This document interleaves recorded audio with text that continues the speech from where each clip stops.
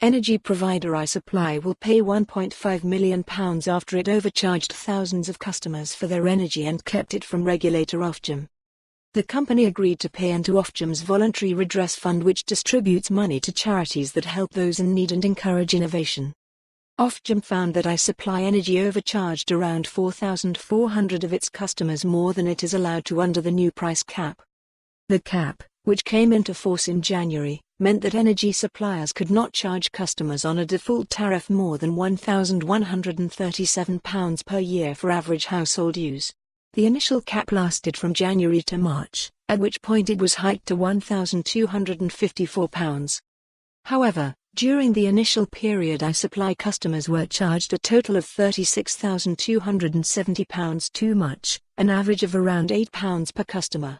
In the second price cap period, 25 customers were collectively overcharged by £53. They have now all been refunded. But it was not until a whistleblower contacted Ofgem in August that iSupply finally came clean. Senior staff at the supplier knew about the breaches as early as January, the regulator said.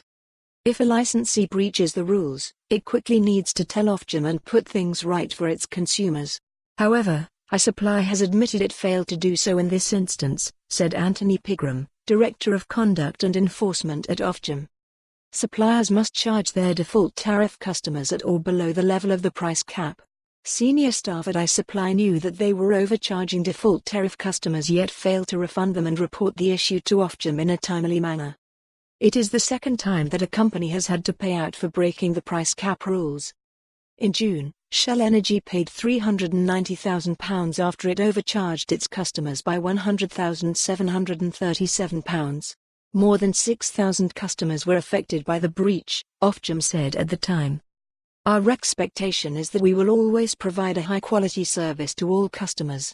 Naturally, I feel very disappointed that earlier this year we didn't manage to do that, Monica Collings, co-chief executive of iSupply, said. We have apologized to affected customers and made amends where they were negatively impacted. We have also worked very hard to improve our capabilities, hugely reinforcing our compliance resource and expertise to ensure this or similar issues can't be repeated. She added, we're grateful to Ofgem for the way they've engaged with us.